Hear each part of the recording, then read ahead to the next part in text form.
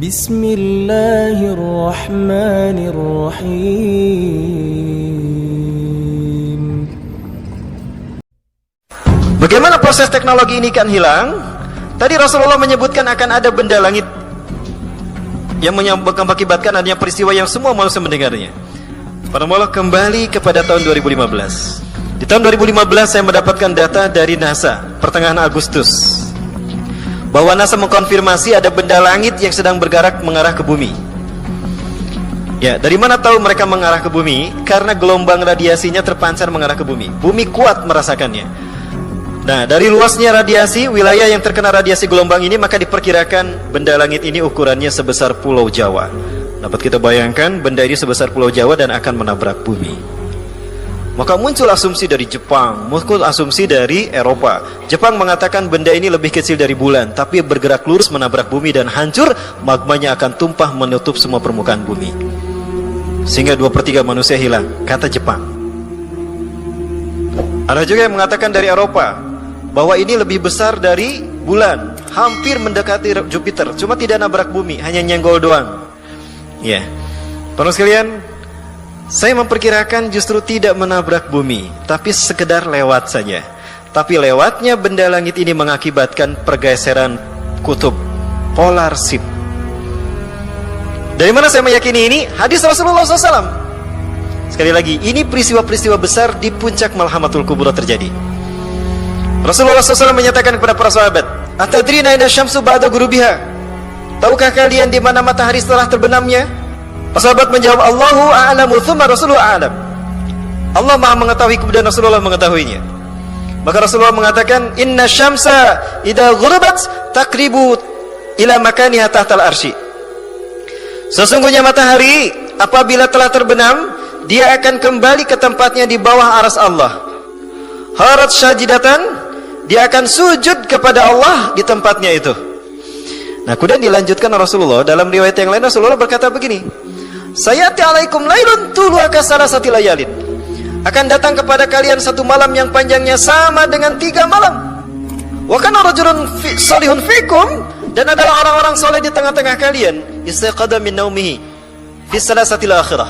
Salah satu dari kalian terbangun dari tidur kalian di sepertiga malam terakhir seperti biasa, sumaya tahajjud ilallah, kemudian dia bertahajud, sumaya yaqra'ul Quran. Biasanya dia membaca 1 lembar, fajar kelihatan. Dia sudah baca Quran, setelah tahajud baca Quran, sudah lebih dari 1 lembar kok kang fajar belum juga muncul. Dia lupa kalau Allah menahan matahari tidak terbit. Maka yang harusnya terbit, matahari terdiam. Kafi aidik, kata Allah, cicing anjen tong kemana-mana, diam kamu, jangan bergerak. Maka matahari diam, tidak bergerak, tetap di bawah arsy Allah dalam keadaan sujud kepada Allah. Kembali sujud dia. Maka gelaplah siang itu nyambung dengan gelap malam yang kedua. Di saat tiba saat untuk terbit kembali matahari, berkata lagi kepada Allah, "Ya Rabbi, mahraji ya Rabb." Ya Allah, saatnya aku keluar. Irji'i, kafi aidik, cicing kamu, diam kamu, jangan kemana-mana. Gelap lagi tuh siang yang kedua, nyambung dengan malam yang ketiga. Ketiga kalinya matahari minta izin, apa kata Allah? "Ukhruji mim makani gurubi." Keluar kamu dari tempat kamu terbenam. Maka ketika matahari terbit dari barat, wa idza tala'at mim maghribiha wa ra'ahan nasu, apabila dia terbit dari barat dan manusia melihatnya, amanu ajmaun, berimanlah mereka semua. La yanfa'u nafsun imanuha lam takun amanat min qablu. Tidak berguna iman seseorang yang sebelumnya kafir. Surat Al-An'am ayat 158. Au kasabat fi imani khaira, atau orang yang beriman tapi melalai-lalaikan taubat, masih asik dengan maksiat. Giliran naik taubat ponon poe geus terbit ti kulon. Sia-sia taubatnya. Fadalika hin. Itulah hin kata Rasulullah. Ini dalam tafsir Ibnu Katsir, tafsir surat Al-An'am ayat 158. Riwayat Al-Jamaah kecuali At-Tirmidzi. At-Tirmidzi tidak meriwayatkan hadis ini. Baik para sekalian, bagaimana bisa terjadi malam yang panjangnya 3 kali 24 jam? Dan Rasulullah menyebutkan alaikum, artinya bangsa timur, umat Islam lah yang akan mengalaminya. Perkiraan saya Arab Saudi, negara-negara Arab dan Asia, termasuk Indonesia, yang akan mengalami gelapnya 3 kali 24 jam.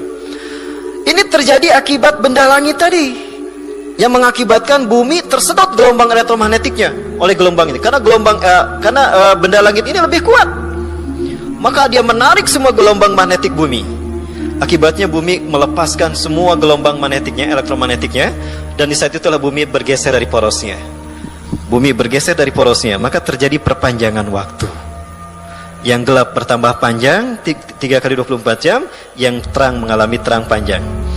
Kemudian setelah itu matahari akan kembali pada porosnya, tapi posisinya terbalik. Barat menjadi timur, timur menjadi barat.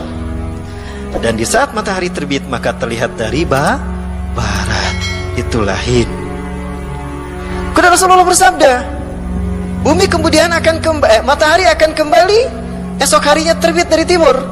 Artinya perubahan timur dan barat itu akan kembali hanya dalam waktu 12 jam. Untuk kembali ke posisi mula, bumi hanya butuh 12 jam. Maka esok harinya kembali matahari terbit dari timur. Tetapi hari-hari itu pintu tobat sudah ditutup.